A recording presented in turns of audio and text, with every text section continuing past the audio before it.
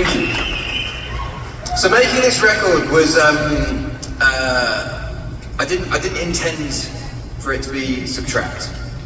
I had made Subtract over the course of a decade, and the reason being was when I finished Plus, I went in with this producer called Rick Rubin, and Rick was like, right, I want to hear a totally acoustic album of you, and we're going to get the loop pedal and we're going to record it all acoustic. But I'd just done this big world tour, and I was also in with Pharrell at the time, and I'd gone with a bit of Benny Blanco and Johnny and Snow Patrol. And so the songs that I did with Rick ended up morphing into what Multiply was, and Subtract, the idea, was put to the side. But I was keeping songs from each bit, so I kept some songs from that, and then I started making Subtract again, and then that morphed into Divide, and then I kept some songs, and then I started making Subtract again, and that morphed into Equals. And by the end of it, I had these 10 songs that I was going to release. And then February happened, and then I wrote all these songs, and my manager said to me, I think this is Subtract, and that's what happened. But the way that February happened it was a very new way of me working. Taylor was basically re-recording Red's Taylor's version.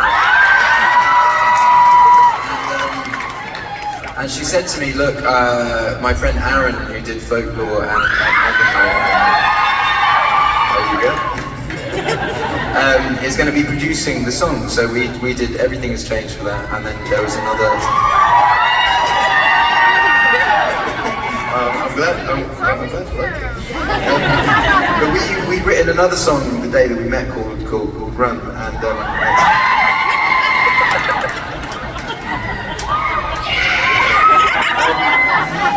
and so Aaron was going to produce that one too. So Taylor looked us up on email, and she said, you're going to really like Aaron, working with him. And it was COVID, so I was working in my studio, and we were sending things back to each other, and she said in the email, you guys should work together sometime.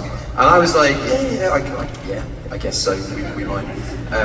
But I wasn't intending to. I'd done Subtract, and Equals had just come out, and that was my next focus. But then I was in New York for promotion on Equals. And Aaron lives in New York, so he was like, let's go for sushi. So we went for sushi, and then we spoke about, how's the sushi in Denver?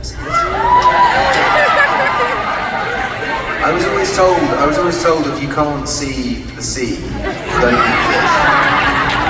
Although I had some great fucking sushi in Minneapolis the other day. It was really great. Anyway, so we went for sushi, and we talked about music, and we talked about what sort of music we would make if we got together. And then we left it, and then it was sort of like Christmas time, I guess. And Aaron sent me this email that was like a folder with loads of instrumentals. And I was sort of like, what do I do with this? And then I suddenly realised, I was like, oh fuck, this is how we work. And usually if I write songs, I go in the studio, I pick up a guitar, and I strum a chord, and I go, okay, that one sounds nice. I strum another one, and I go, okay, that one sounds nice. And then you sort of sing gobbledygook over it, and then like later on, that becomes whatever. So I'd never worked like this before, and Aaron had sent these instrumentals, and it was such a freeing way of working, of like writing over these instrumentals. I can't explain. It's sort of like Tetris in my mind. You sort of have the song, and then you see the words and the melodies and everything. I can't explain. It's weird, creative. But I would write lots of songs very quickly, and because in February I was going through all this stuff, every time I would finish a batch of songs, I would say, Aaron, just send more.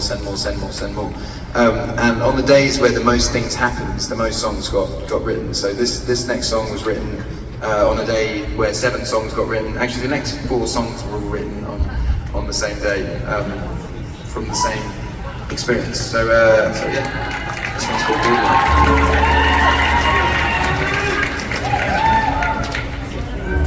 Sadness always finds an end, sneaks its way past, infecting everything. Every chapter has an end,